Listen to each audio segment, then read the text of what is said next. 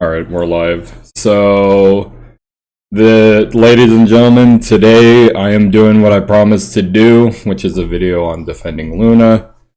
But I decided I didn't want to do it alone because I was bored with the idea. I didn't feel like doing it. So, instead, we're going to be doing a more podcast style video where I have multiple people with me. With me today is Alex, Isaiah, and Ramon. Introduce your guys' selves. Hello. My name is Alex, and I've been a fan of Has-Been since the day it began. My name's Isaiah, and I became a fan around 2020, and I don't know what else to put here, but yeah. My name is Ramon, and I've been a huge lover of Helluvaboss since the pandemic. Yep. And for me, y'all know me, I'm Cameron, and I've been a fan of the show possibly since 2019, as early as the pilot, because I was introduced to the show by the character of Loona. I wanted to follow it, and it was actually really good. So, first off, we're going to start off with the negative and then get to the positive of Loona's character, but we're going to get the whole reason we're defending Loona to begin with out of the way. All of the harassment that it's been happening because she has not had her dialogue for, I want to say, 5 episodes. I'm going to go ahead and look this up. Let's see. But yeah, it's been like, what, 5 episodes and Loona has not had a single line of dialogue. That's what it seems like. Yep. Mm-hmm. Yeah. It's like, again, the problem I feel is that, you know, it's like obviously the main complaint for Loona as a character is they feel she's useless to the plot because, you know, she doesn't really contribute too much. She's sidelined a lot. And it's like, I understand that she's not important, but there's a difference between, you know, being useful all the time and then having a moment to be important. And I feel like that's what Loona's whole thing is. She's not always important to the show, but she always has many moments where she can do a lot, and she has done a lot. But unfortunately, people don't want to see that. I feel like there's 2 kinds of people who don't understand Loona. The people who refuse to see her depth, or the people who only care about how deep her pussy is. Like, those are the 2 kinds of people who don't understand her. Your guys' input? That's what I've noticed as well. Especially with how she's kind of been content farmed a bit. Like, you ever notice how whenever like Helluvaboss is used in content farms, it's Loona and Loona only, because that's like the one character people recognize because of how popular she is among like horny furries. Oh. Yep. Mm-hmm. Ramon, your input? Loona is more than just her design. She's a lot depth to her character. Absolutely. And now Isaiah? Yeah, I've noticed it too, and yeah. It's like, yeah. Alright, also I have an image of all the episodes up. I have that one tier list I made. I think the only episode that's not here is Mammon, but I can include that. So of the episodes of Season 2, so I'm not going to count Episode 1 because that was, well, 1, I obviously didn't expect it to have Loona, and 2, if we're going to get technical, the second episode was about Loona, so we can't really include that. But yeah, there was Episode 2, which had Loona. 3 did not have Loona or dialogue. Episode 4 did not have Loona or dialogue. Well, it had Loona, but she didn't have any dialogue, and she didn't really contribute at all in it. Episode 5, no Loona. Episode 6, no Loona. Episode 7, no Loona. So yeah, that's almost 5 episodes where she had no dialogue. In fact, she had no screen time either. Yeah. I mean, I mean, episode Yeah. 3 had her. She had screen time, but again, no dialogue. Yeah, I will be fair though, she was funny in that episode, but it's just kind of frustrating to think that there were that many episodes without Loona. Because let's think about it like this. Season 1, it was... First episode didn't really include her, but she had dialogue and she was kind of funny. Episode 2, she only had one line of dialogue, but that's fine because she wasn't important. Episode 3 was the point where she got to have more screen time and was more important. Episode 4, she wasn't really necessary, but again, that's fine. Episode 5, I'm kind of frustrated they didn't utilize her more, but whatever. It's not a big deal. Because the episode's still really good. Episode 6, Truth Seekers is probably my favorite episode, period, and it's just for the fact that every character got a moment to shine. Oh yeah, definitely. I love episodes where the entire IMP crew gets their chance to do something. Which is only one episode so far. But anyway, episode 7, I understand that Loona couldn't be in this one because it was about Blitz and Stolas, not about anybody else really. Episode 8 though, Queen Bee. The best episode of the show. It's like, Queen Bee is legitimately one of the best episodes in the whole series, and it's like, it's bar none. Yeah, it's my favorite episode of the show. But- This was supposed to be the filler episode? Yeah, but it's like, you see what I mean. In season 1, if one episode didn't include Loona, at least an episode later would have 100% included her. And it was like, I guess it's as simple as that for me. Season 1 was, you already knew, even if she wasn't going to be important in this episode, she was definitely going to be important in the next one or the one after. Because, you know, she, at the end of the day, she's still a main character and she has a lot of development that she can go through. With season 2, again, the only episode where she's had dialogue is the second episode. Every episode since has not made one attempt to include her with any dialogue or even include her, period. It's, again, as a Loona fan, that's very upsetting. Especially because I really don't see... Hold on.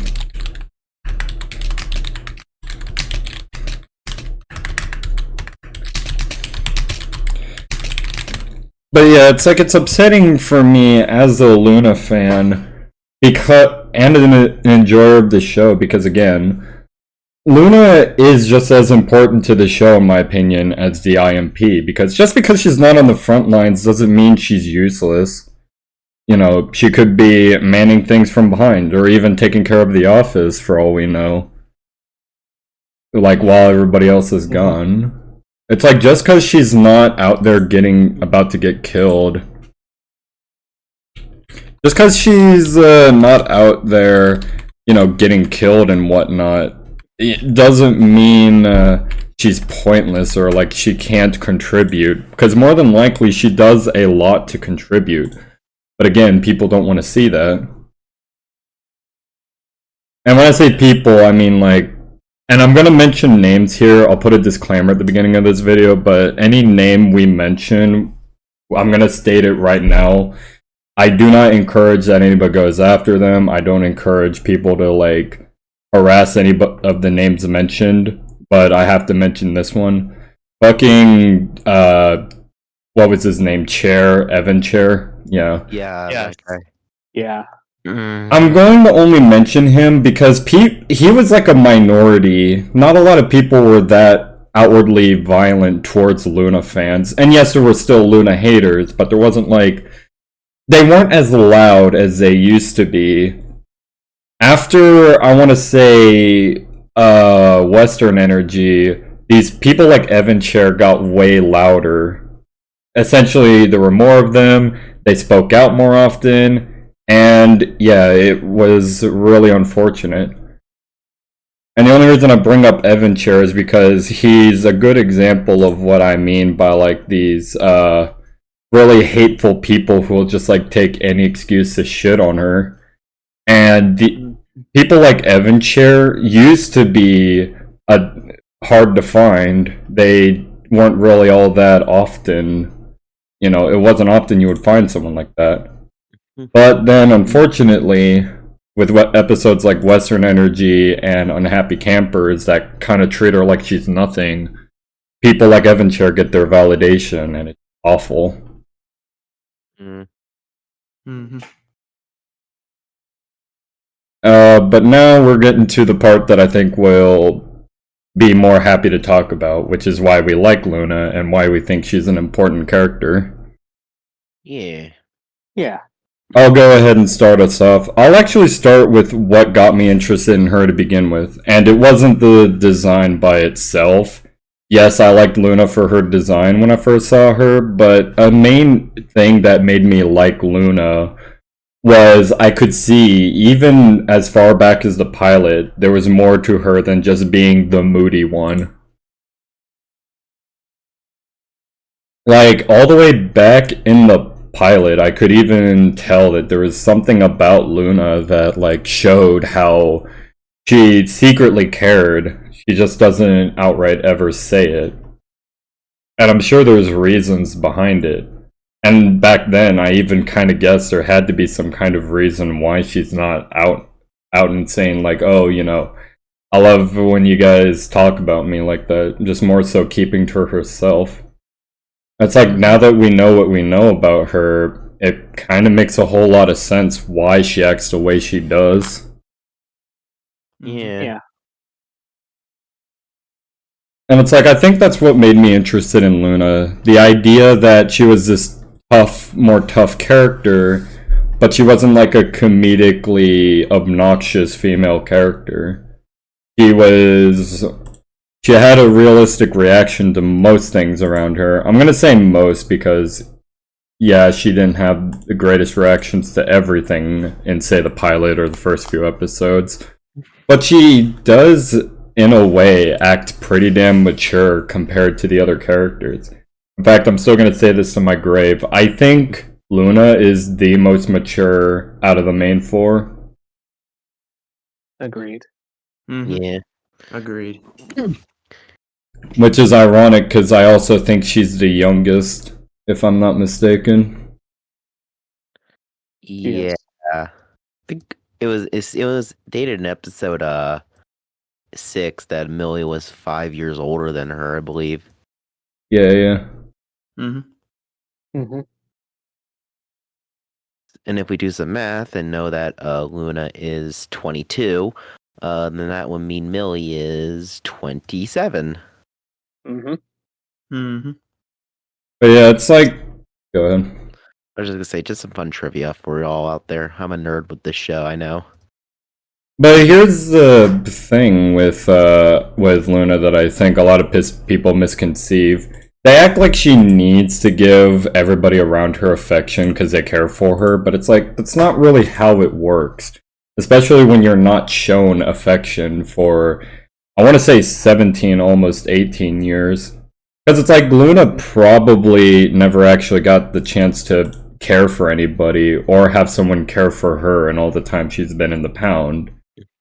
And you don't just suddenly know how to give people affection just because you are being shown affection. Sometimes it's really hard to properly convey what you mean to other people, even if you care for them. Mm-hmm. Mm-hmm. Yeah, Yeah. I think that's just something that needs to be stated. I'm not an expert in like psychology or anything, but I'm pretty sure if you grew up without any kind of relationship or you grew up without anybody caring for you, you more than likely are not going to know how to properly give that kind of appreciation to other people, even if they show it to you. Yeah. Yeah. Yeah. And then another misconception I've seen is that Loona is abusive because she hits Blitz. I think it was more so slapstick. It's like, yeah, sure, it's a gag they shouldn't have gone with, but at the end of the day, Helluvaboss will try to value the more immediate humor which means, unfortunately, we kind of just have to deal with slapstick. But it's like, being as fair as I can here, I don't think Loona was very abusive in Seeing Stars. I feel like if she was, everybody would have been afraid to be around her, but nobody was afraid to be around her. Yeah. Yeah. It's like, I've seen Evan Chair say that Loona was more abusive than Stella, which I heavily disagree with for the one major reason. I lived in a similar situation that Octavia has been. Abuse is not just throwing shit, it's feeling unsafe around the person doing it to begin with. It's like, in an abusive household, you're afraid to be in it, and you're afraid to be around other people, because you don't know if you're going to be next, you don't know if... In my case, they tried to make me pick a side, and it was like, I was 12 at the time, I think. I was still young. It's like, it's awful to put someone through that kind of situation. And that's why I say that Loona is not abusive. Because she's not making anybody pick a side. She's not trying to convince anybody that she didn't actually mean to hurt them. And she's not making these people feel unsafe around her. And again, if she were to, these people would have left, or they would have tried to remove her. Yeah. Yeah. And I want to point out something else too. I remember seeing too that Luna's reaction to that talk in Seeing Stars was too extreme. I guess it's fair, but you have to keep in mind she probably has major abandonment issues. So being told, or even implied that you could just be replaced is an awful thing to be told. And I know he said it after she prompted him, but I can't help but feel like Loona was trying to do reverse psychology. Like, why don't you grow a pair and replace me? It's like, oh, Looney, I could never replace you. That was the answer I feel she wanted, but Blitz wanted to act defiant, so she gave him the answer she thought she wanted, which was actually not what she wanted. And it was basically this moment of like, you know what? You want to replace me? Fine, go ahead. He picked the wrong answer, and that's why she was pissed with him for the rest of the episode. Because basically what he implies in the moment is that he could just replace her at any moment he so wishes. And again, I feel like the episode is just as critical on Loona as it is on Blitz. Because both of them had the wrong response. But I feel like Loona was a bit more mature in this one because... I feel like she was more mature in this one because her response was purely just because Blitz gave her the answer that she didn't want to hear, which was an awful answer to receive in the first place. Yeah. Uh-huh. Yeah. Your guys' input? Yeah, I understand that. Yeah, I completely agree with that. Yeah. Completely agree. Yeah, because again, the thing about Blitz is I feel like sometimes his responses are worse than if he were to just keep his mouth shut. Especially because you gotta consider, too, that with that episode, he more than likely probably didn't get out what he meant very well, and it sounded like he was going to replace her anyways.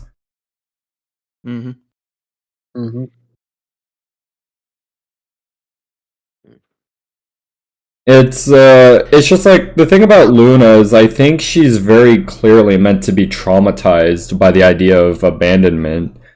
And I think another issue too with the Loona haters is they kind of just treat it like she has to be grateful about everything. But it's like, again, how can you be when the three people that you know personally very well, one of them says he can replace you, the other you have constant fight with, and one you're just legitimately terrified of? It's like, how do you... it's like, how could you have a mature response to everything they tell you when you don't necessarily, like, sure, you feel safe with them, but it's not like you're truly safe. Mm. Mhm. Mhm. Yeah.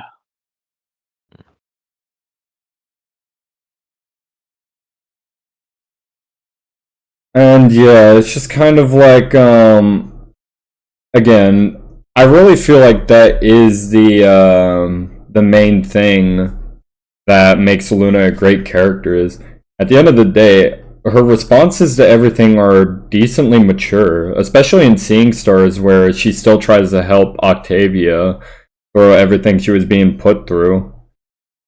Mhm. Because when you Yeah. really think about it, Yeah. she had every excuse to just try to put everybody's mood down because, you know, they tried to bring her down. Instead, she chose to go out of her way to help out Octavia. I feel like in the episode, she agreed to help Octavia for no other reason than she didn't think Octavia deserved to go through what she was going through, and she just wanted to help her mentally because Loona has been through something similar. Yeah. And I guess you gotta consider too, because both of their dads are dating, they're technically sisters. And I almost think that Loona likes the idea. I think, in all honesty, Loona likes the idea of her dad dating someone else because, you know, his daughter becomes her sister, which means she has someone at her side, essentially. Yeah, Mhm. it's genuinely heartwarming to think about. Yeah. Yeah. And it's like, when you really think about it, Loona has been having so many improvements. In Queen Bee, in both Spring Broken and Queen Bee, she legitimately gained a lot of friends. In Seeing Stars, we see her interact with who is effectively her sister, and it's like all these interactions are really good and really mature from her. Yeah, legit some of the best writing I've seen in the show. And it's like, in case it seems like she doesn't like the IMP, in Truth Seekers, when they go outside and they're not there, they could have very easily have just gone like, "Oh well, we tried."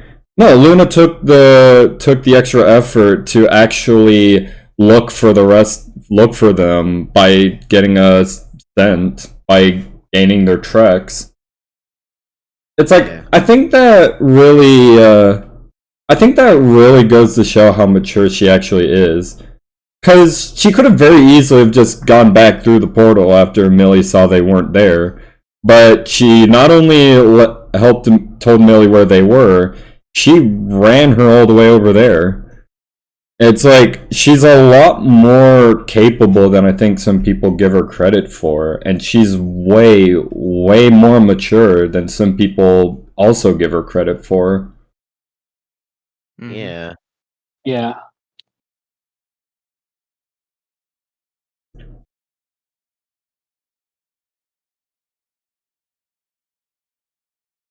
Yeah, it's like, again, there's a lot of subtle maturity with Loona, and I'm glad that they made it subtle, but one thing I think a lot of people misunderstand is the fact that the development has to be blatant. It's like, no, you really don't need to make the development of a character, like, as loud and obnoxious as possible. Sometimes it could just be subtle things, like maybe a character is taught gun safety, so therefore the next time you see them use a gun, they're using it more confidently and in a better way. Or, you don't always have to make the development of a character obvious. Sometimes it could truly be as simple as you keep it subtle and we slowly see them develop.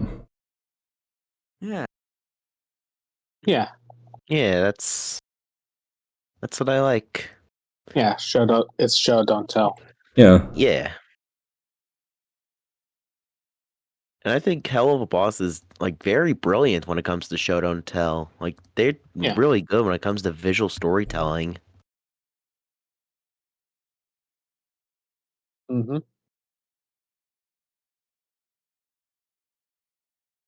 Yeah, it In fact, a lot of characters, like especially with like how they're designed, like you can tell how they act by just simply watching them move around and do stuff. it's kind of upsetting to me that some people can never try to take in the subtlety. Like, I understand that you don't ever want to treat the audience like they're stupid. That's what I feel like. You never want to treat the audience like they're dumb. You want to treat them like they could pick up on the small things. But in the case of the Vivzy haters, nah, there's no chance they'll try to take in the subtlety. They just want ammunition to. They really just want ammunition to prove them right about Vivzy, and obviously they're not going to pay attention to the finer details. Yeah, and they'll get fucking thousands of likes for doing so, which pisses me off to no end. Yeah. Oh no, it really does.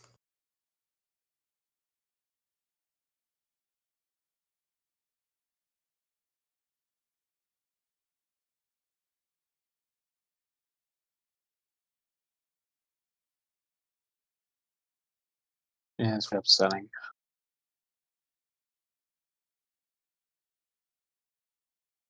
Yeah.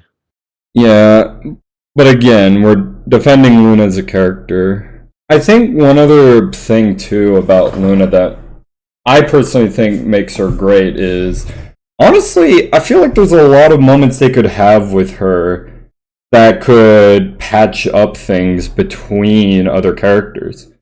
For example, an idea I've had that I shared with Chaotic Brush. What if for the episode where because Apology Tour, to me it seems like it's gonna be an episode about to me it seems like it's gonna be an episode about Verosika making up with Blitz. I had what I thought was a pretty interesting idea. What if in this episode the reason why she gives Blitz a possible second chance is because Loona is there and she explains to Verosika why, or at least not explains to Verosika how Blitz is the way he is, but more so that the existence of Blitz having an adopted daughter who genuinely cares for him. What if this makes Verosika look him in a different way? And the reason why they even have this interaction to begin with is because Luna's a massive fan of Verosika. Yeah. Yeah. Because I don't see this working with any other character except for Loona. Because Moxie got his shit kicked in by the succubi. Millie would kick their ass for trying to kill Moxie, and obviously Verosika hates Blitz's guts. But it's like with Loona, I think Verosika would actually love to talk to a fan because clearly Luna's a fan, and I just can't help but think, what if the interaction between them is like maybe Loona does a duet with Verosika? Like that could be an excuse to have her sing. Mm-hmm. Yeah. Yeah. They actually did confirm that they were gonna have a Loona song at some point in the future. Oh, God, I my can't God, wait. I can't wait. Okay, I will say this. Despite anything I say about Loona being like underutilized lately, at least there's that. At least they're confirming that she will get more relevancy. Mm-hmm. Yeah.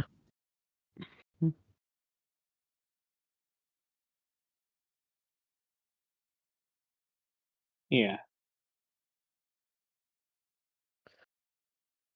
Yeah, I'm just glad they're actually listening from what it seems. Mm-hmm. Yeah. I just think with Loona, she's not just a dumb dog character like, say, Brian Griffin or anything like that. She's clearly an intelligent and mature character. And I think the problem with the recent episodes is they haven't really tried to show her being mature or even complex. It feels like they just went with the most stereotypical jokes possible, and it's just unfortunate because we've gone, I want to say, 2 episodes with only just Blitz being the main focus. And the last time we've seen the other 3 characters, they were kind of just treated as nothing jokes, and that's the last time we've ever seen them. yeah.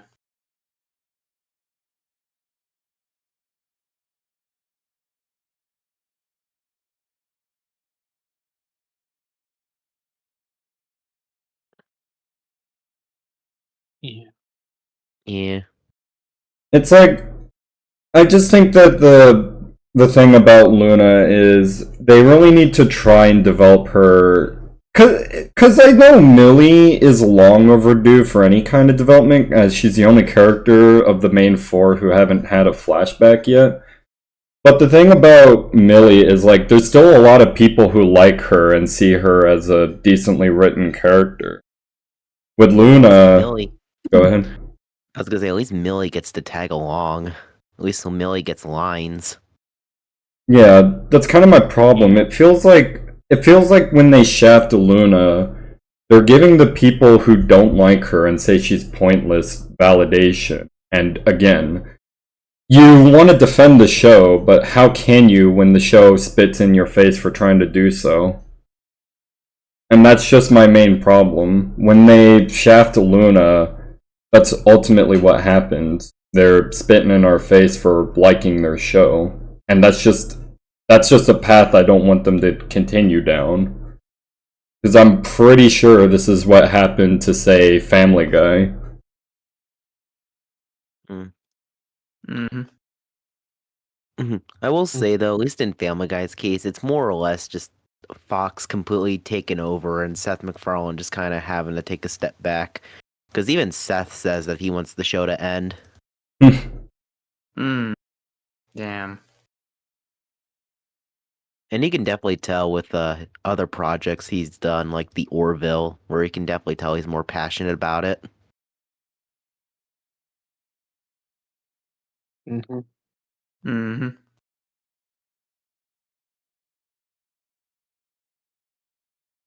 But I do want to say that it's just like, it's really nice though to see Loona get any kind of development as a character. She started off by having no friends and being antisocial, and now she has a lot of friends, including what's going to be her sister.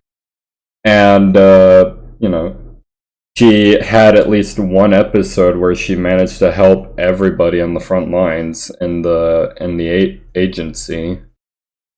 Yeah. And it's and I just think that it's nice that we're getting any kind of development from her. I know I keep saying this, but I really think they need to try and take a step back and try to focus less on Blitz. Like, again, I get it's called Helluvaboss, not Helva's secretary. But unfortunately, Blitz is a character. He's okay. He's not a character I hate. I love all the characters. But I think the problem with Blitz is that because he's clearly meant to be Brandon Rogers and his style of humor, sometimes you'll have a serious moment going on and Blitz kind of throws the entire tone out the window by making a sex joke. And I think a great example of what I mean is in X's and O's, when there's all the dicks on the walls. Moxie's trying to confront his dad and it's just Blitz yells in the other room. It's like, I get that it's supposed to be in character, but it's almost like as if the main character should not be written the way that he is, you know? Like, if that's what he's gonna do to the tone. I just think that they need to learn that it was a show about 4 people who ran a business, and of these 4 people, one of them was a character that they even established to have a lot of depth since the pilot, you know, even if she wasn't always there doing something. And unfortunately, it just kind of I feel like the best way I can describe how Helluvaboss is heading, which I'm sure it's not going to, but lately it felt like that one soap opera that Stolas was watching in episode 7. Oh yeah. And I'm sorry to go ahead. I was just gonna say that was a funny moment.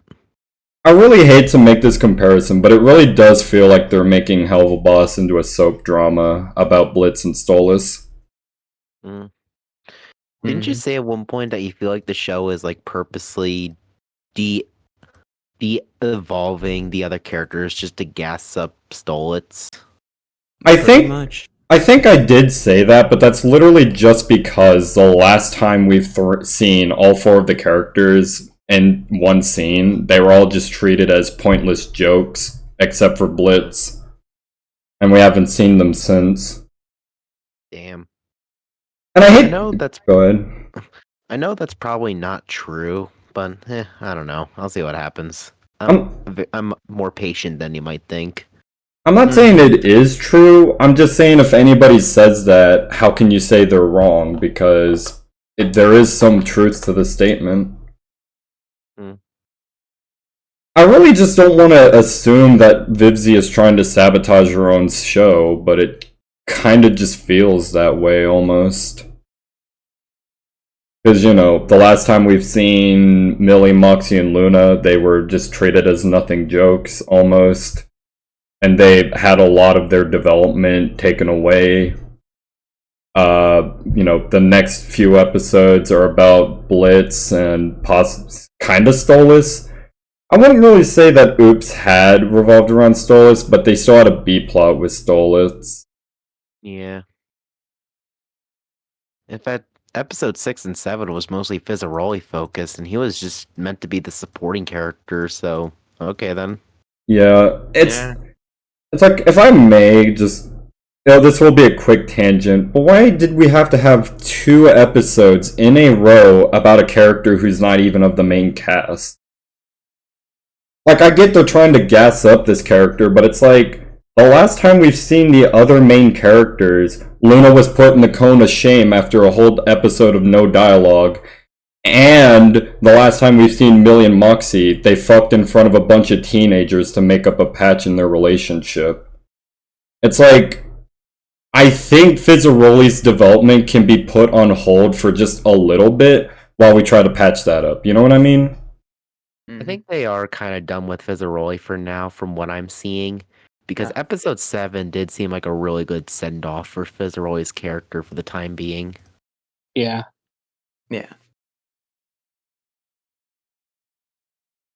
I mean, it literally ends with fucking Fizzaroli saying he quits.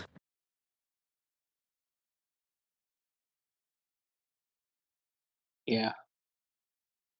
Hmm. You know, and I'm trying to be fair here, but it's just like, we really didn't need 2 episodes about Fizzaroli. One was good because, you know, Fizzaroli now is seen as a more respectable character. And I'm not saying Mammon is bad, I'm just saying Mammon was too early. Mm-hmm. Because here's what I argue, it's the same issue that Chirubs had. It's like, it's not a bad episode. In fact, I'd argue Mammon is far better than Chirubs. But they should have tried to move the episode to a more appropriate time. Because again, it's a story about 4 characters, but it feels like lately they've been focusing on one. And unfortunately, the last time we've seen the other 3, they've been treated like pointless jokes. You know? And I keep saying that, but it's just like, it's true. Mm-hmm. And again, I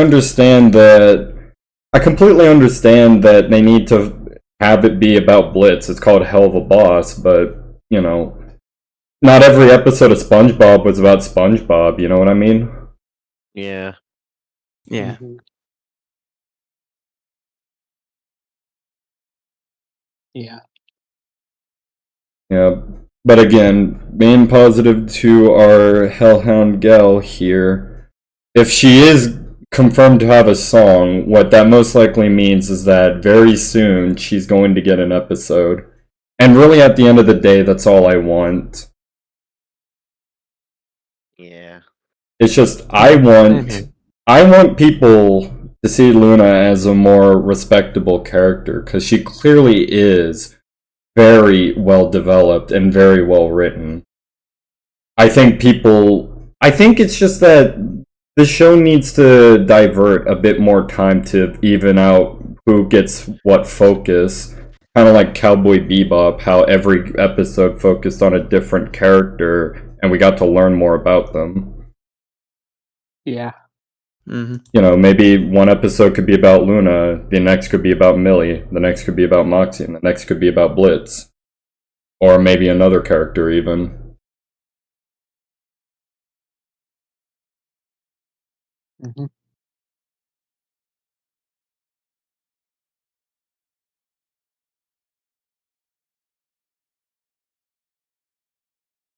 But yeah, it's I'm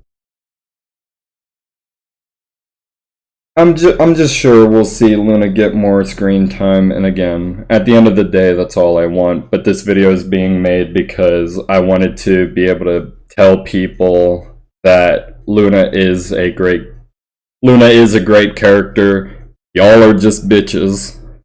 Yeah. Yeah. Alright, if you hate Loona, you're a bitch. Can I just give my reasons as to why I love Looney so much? Yeah, go ahead.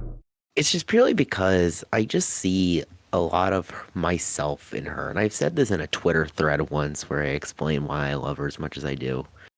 Like, when I see a character that I heavily relate to, it makes me feel more confident in myself as I see that character develop, because it just allows me to feel more like this character is able to pull through struggles, so maybe I can do the same.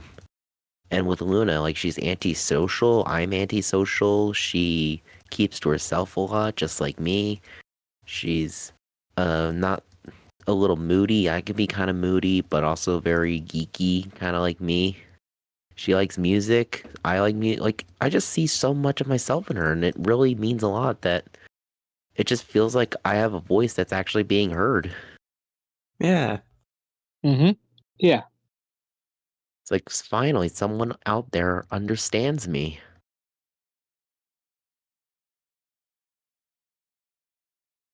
Mm-hmm. Mm-hmm. And honestly, the only reason I just want her to get more development, not just because I want to see it, but just because I just want the people who make all these hate posts and nonsense to finally shut the fuck up. I'm here. Like, honestly, Yeah. whenever, I'm gonna be real, like, whenever I see has been hate, I just feel like that one scene from Breaking Bad with Skylar White where she's like, just shut up, shut up, shut up, shut up. Yep. Mm-hmm. That's legit been me this whole week, not gonna lie. Yeah, for Mm-hmm. you know, it was like the U2's Loona reveal that Alex showed me. It was all just memes of the guy who said, you know, can we not talk about this right now?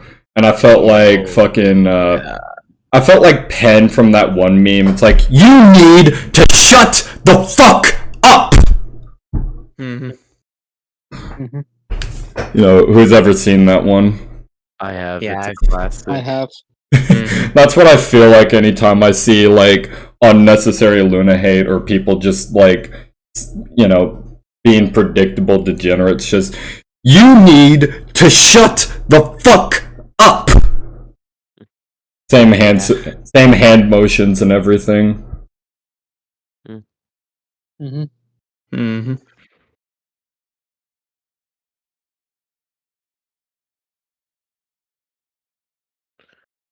Also, Go ahead. just saying this out while I can, anyone who unironically does the whole this one scene in random show I've never heard of solos all of Helluvaboss, like, actually fuck you. Like, you are like one of the most toxic people in existence, and I don't understand how you got your following.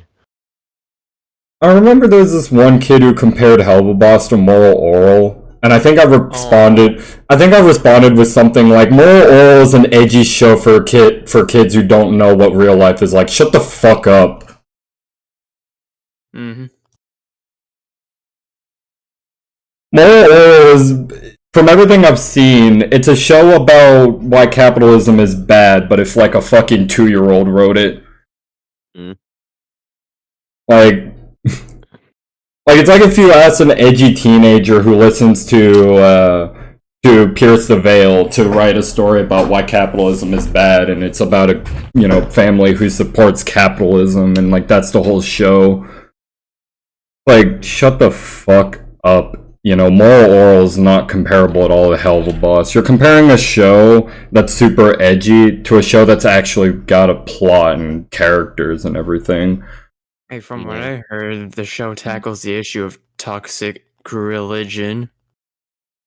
Yeah, but you see what I mean, though? It's like, these people will compare shows that literally have no correlation for no other reason than they just want an excuse to they want an excuse to make their show look better when good shows can coexist. This was why I got nervous when I saw The Amazing Digital Circus, because I knew inevitably people were gonna compare it to Helluvaboss. That's why I was so scared when Lackadaisy was gonna come out. And Yeah. then people did compare the two like it was some kind of competition. Yep. It's like just let him be. They're not competing. Shut up. And it got worse when the Lackadaisy creators got involved. Yeah. Oh right, the donations. Like, how dare? Oh, you want to donate $5,000 to support a project? Well, fuck you. You're Vivzy. Here's your money back. That's the general gist I've heard. Mm-hmm. It was like a whole thing, and honestly, it kind of killed my interest in Lackadaisy. I might still Same. check it out though, out of curiosity, but honestly, I don't really care about Lackadaisy anymore because that whole thing just kind of killed the interest. Yeah. Yeah. Yeah, it's just like the unfortunate part, in my opinion, too, about Helluvaboss is it's no longer niche. And here's what I argue. Here's what I argue. I would say if something has a genuinely good following, that's great, but sometimes it should stay niche, because usually when it's niche, the only people supporting it are people who genuinely understand the source material and don't need to be like explained or pandered to, or even have no idea what the show is even about. You know what I mean? Yeah. Like, for example, Iron Lung. Iron Lung has a very niche fan base, but it's a fan base that absolutely understands what the game is about and what makes it good. You know, you don't see Iron Lung NSFW except for maybe memes and whatnot, but it's like, you never really see anybody try to make something unnecessary. It's like, the people who support Iron Lung are usually people who, the people who appreciate Iron Lung and talk about it and make things for it are usually people who completely understand what the game is about and what its strengths and weaknesses are. I just think it's hilarious that it took fucking billionaires being morons for Iron Lung to gain attention. Yeah. Yeah. It's still funny. Fucking the game's creator David, whatever his name is, like his tweet, like, "This feels so wrong," as the game sales spike, is legit one of the funniest things I've ever seen. Yeah.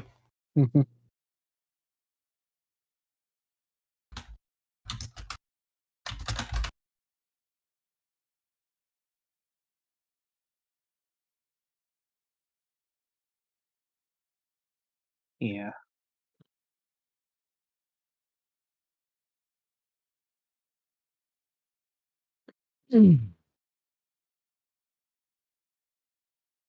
Hell yeah.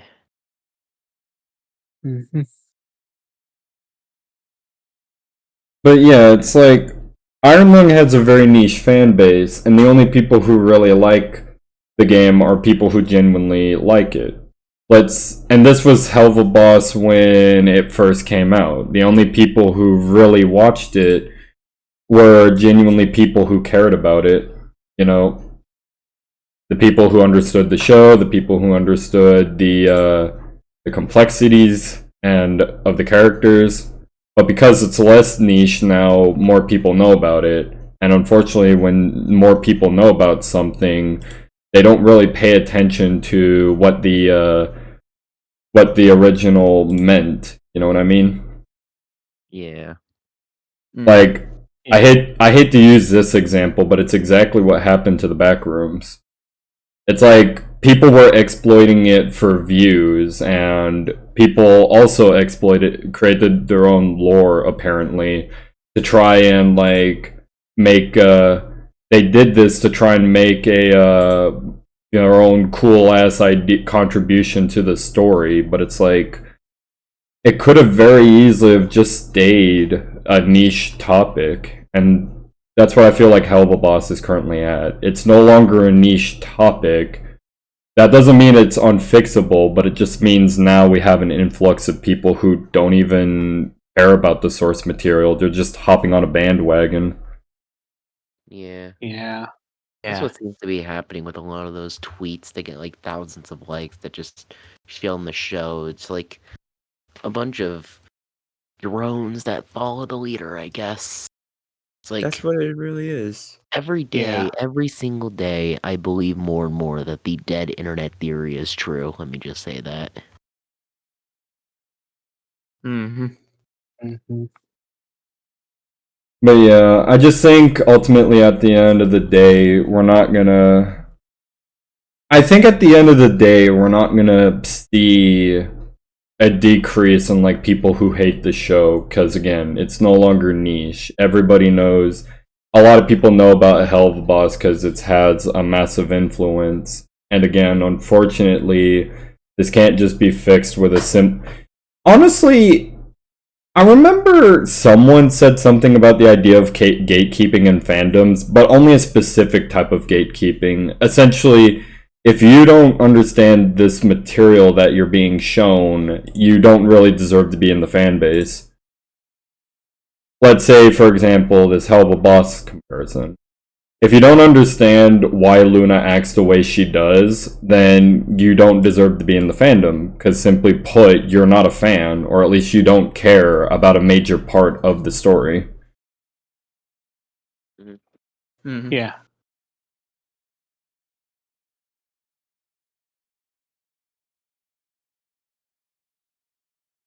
Yeah, I don't see like the hate like going away because unfortunately, like the sad reality is like you're not always going to please everyone.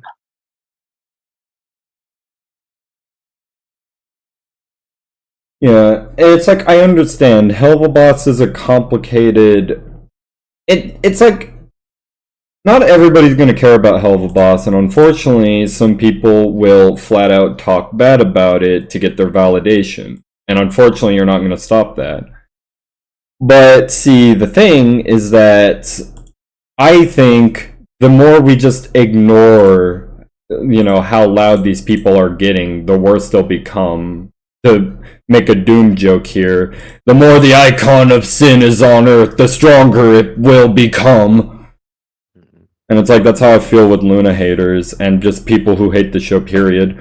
If you don't do anything, you don't call them out, and you let them get worse, they're going to get worse, and that's ultimately, at the end of the day, a massive problem. And it's far worse than if you were to just do nothing at all, because letting these people do their thing is the worst way to go about it. Anyways, I think we got out all we really needed to, unless anybody has another idea. Right. Ramon, do you have any input? I was thinking maybe the rest of us should explain why else we all have Luna because like Alex said. Yeah. You go ahead, Ramon, and then Isaiah, and then I'll go last. Well, for me, it's mostly like the similar reasons as Alex. I just see a lot of myself in her a bit. Yeah, so the same answer as Alex, basically. Yeah. What's funny is that Ramon's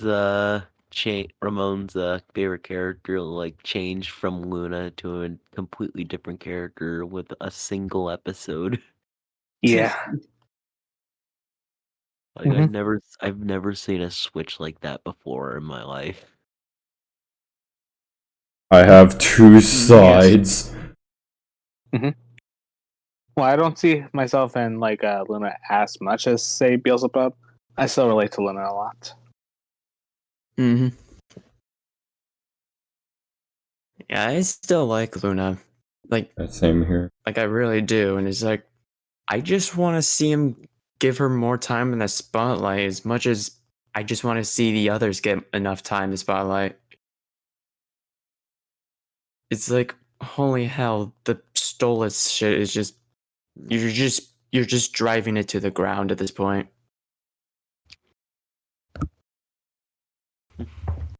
Yeah. It's like, again, condensing these thoughts down a little bit. I think they should try to focus on the other characters, not just Blitz and Stolas. I guess for me, closing thoughts on why I like Loona. I like her because, again, I see myself in her. The scene where she said she has no friends, fuck, I related to that. Aw. Like, you have no idea how much I related to that. Mm-hmm. If I had to add one more point to why I love Luna, it's just like I feel like I relate to a lot of her introvertedness. Agreed.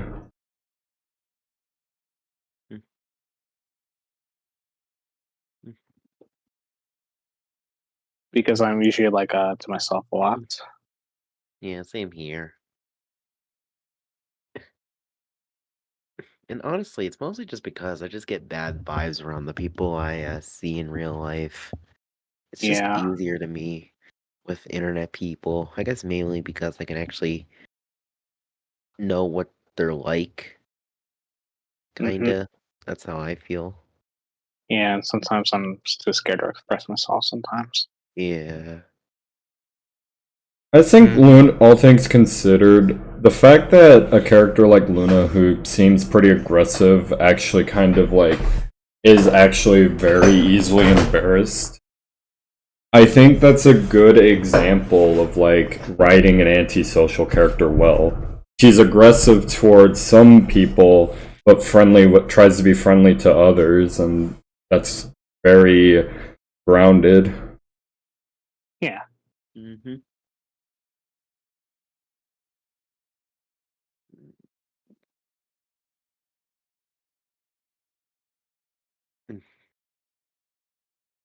Anyway, I think we're gonna have to stop the video there. I think we got just about everything we needed to say out of there. But I will say that, you know, closing thoughts from me, I think Loona, if Loona gets more time to shine, I will definitely calm down and try to appreciate the show for what it is. I was just getting incredibly frustrated with the direction it's taking, especially because, again, Erica Lindbeck was getting harassed relentlessly on Twitter. You know, people now are being validated for hating Loona, and it's just like, I didn't want any part in it, because why would you want to be? Yeah. But again, if the show can do more with Loona, I will not complain. And if they're able to, personally, I feel like if they're able to do just a little bit more with every character, including, if they're able to do more with every character, including, say, Millie, that's what I want. But at the end of the day, I think Loona deserves more screen time and development, and I think even with a character as complex and emotional as Loona, she could always have more moments to have herself matter to everything that's going on. Yeah. Yeah. Anyway, I'm gonna go ahead and end it there.